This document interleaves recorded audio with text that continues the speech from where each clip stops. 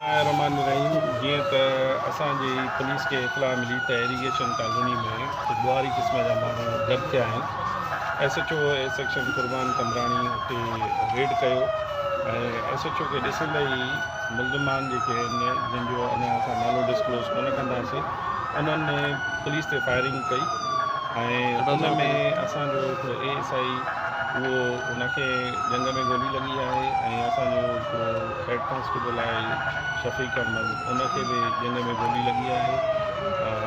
अञा एक्सरे हले पियो ऐं सोफार शफ़ीक अहमद उनजी तबियत स्टेबल आहे। ॿिए जो अञा एक्सरे थिए थो, इंशाअल्लाह उहो बि स्टेबल हूंदो, इहा दुआ कयूं पिया। ऐं बाक़ी जेकी असांजी पुलिस आहे ॾुहारियुनि जो पीछो करे रही आहे ऐं उन्हनि जे पोयां आहे राति जे अंधेरे में बाइकुनि ते भॻाए, पर असांजी जेकी CIA पुलिस आहे जेको SHOs आहिनि मुतलका जेके थाणे जा ऐं जेके वेझो जा आहिनि उहे सभु उन्हनि ॾुहारियुनि जो पीछो करे रहिया आहिनि। DSP सिटी जी क़यादत में उहो असांजो रेड हले थो पियो।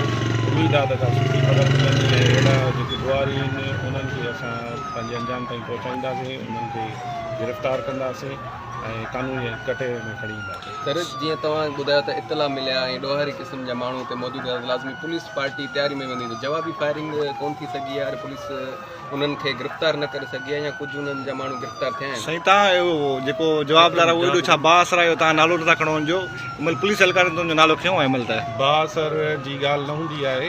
असां नथा चाहियूं त उन्हनि खे ख़बर पए ऐं उहे पंहिंजा घर छॾे वञनि। तव्हां मीडिया जे ज़रिए असां इहो मैसेज ॾियणु था चाहियूं त उन्हनि खे पंहिंजे अंजाम ताईं पहुचाईंदासीं। बासर अलाह जी ताक़त आहे। बाक़ी अहिड़े ॾुहारियुनि क़िस्मनि जे माण्हुनि खे असां पंहिंजे जूते ई नोक ते था रखूं ऐं उन्हनि खे पंहिंजो असां नाको चने चबाएंगे। तव्हां रिज़ल्ट ॾिसंदव ऐं कंहिंखां असां घबरायूं नथा। असांजो जवान ज़ख़्मी थिया आहिनि ऐं इंशाअल्लाह हिन जो असां सुठो पलह कंदासीं। साईं हिन खां अवल बि पुलिस सां हिकिड़ो इहो वाक़ियो थियो, विच में सरदार अची विया त पुलिस वारे मामले खे ईअं रफ़ा दफ़ा थी वियो। कहिड़ा सरदार? तव्हां नालो खणो ॿुधायो। सर जेके दादू जा मक़ामी सरदार आहिनि। कहिड़ा सरदार? मां नथो सर मक़ामी आहिनि, सॼे दादू खे ख़बर आहे। 780 जी FIR थी, 780 जी FIR थी, माण्हू ॿधासीं ऐं उन्हनि खे उहो ई असां डोज़ ॾिनोसीं जेकी उन्हनि ख़शट कई ऐं पुलिस सां बदतमीज़ी कई। ऐं हिन वक़्तु जेको पुलिस ते अटैक थियो आहे इहो पुलिस जी बहादुरी आहे। जेको असांजी पुलिस जिते इतला मिले थी उते असां रेड कयूं था ऐं इहे असांजूं कुर्बानियूं आहिनि अवाम जे तहफ़ुज़ जे लाइ। अवाम जी जान माल ऐं इज़त जो तहफ़ुज़ असां हर सूरत यकीनी बणाईंदासीं ऐं कंहिं असां माण्हुनि खे नथा वञूं। असां जिते बि असांजे रत जी ज़रूरत पई असां अवाम जी इज़त तहफ़ुज़ ख़ातिर पंहिंजी रत ॾियण जे लाइ तयारु